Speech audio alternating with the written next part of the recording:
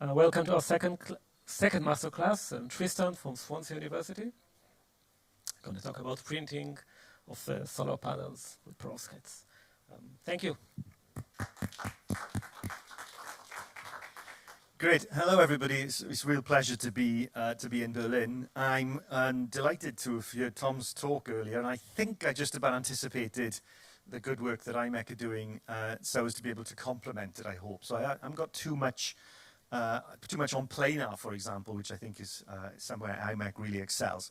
So yes, well, I'm here to talk about what we're doing in Swansea, and some of the work that we do spans across sheet to sheet and roll to roll.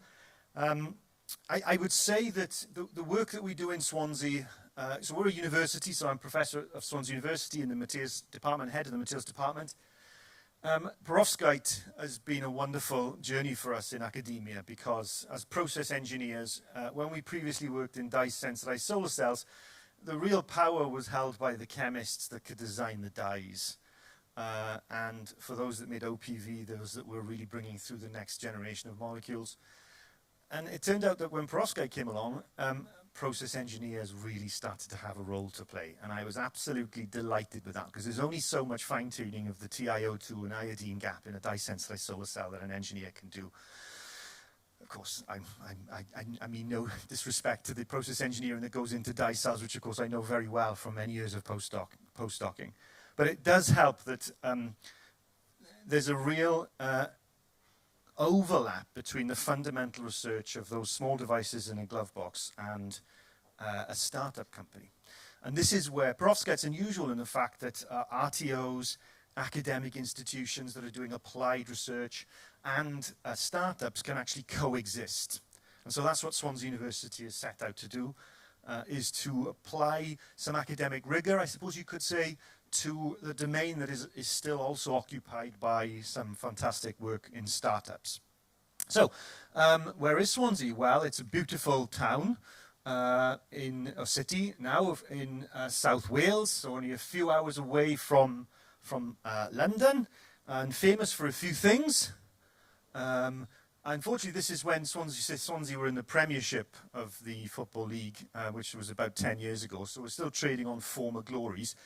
It's amazing the influence of having a Premiership football site has on the university. So our student numbers were high when people actually knew. So I'm actively supporting getting back into the Premiership for the simple of getting our student numbers back up again. Dylan Thomas, a great poet. One of the things that I'm particularly proud of is the first fuel cell, we would say, of course. The first fuel cell was made in Swansea by Robert Grove in the basement of our current old museum, which is just here, actually, around here. Another thing that Swansea's excelled at is in annoying Australians.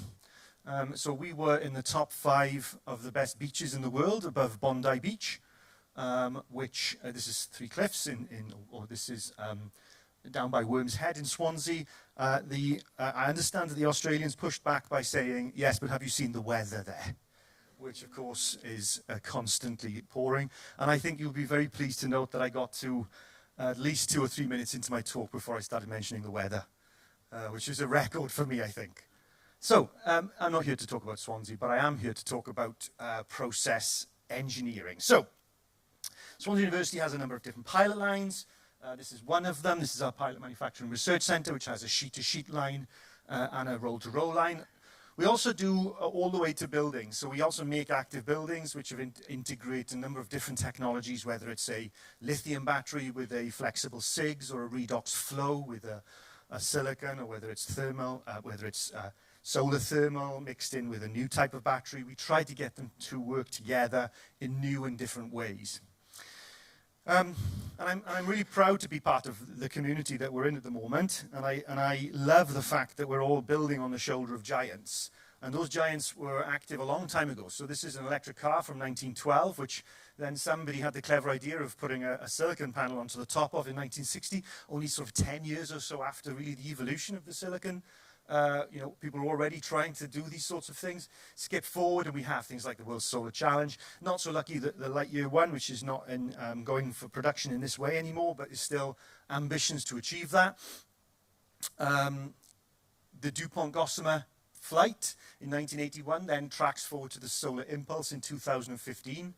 And this is, I'm really pleased with this. So this is about 40 years before the Solvay conference on electron and photon to discuss quantum mechanics. And Charles Fritz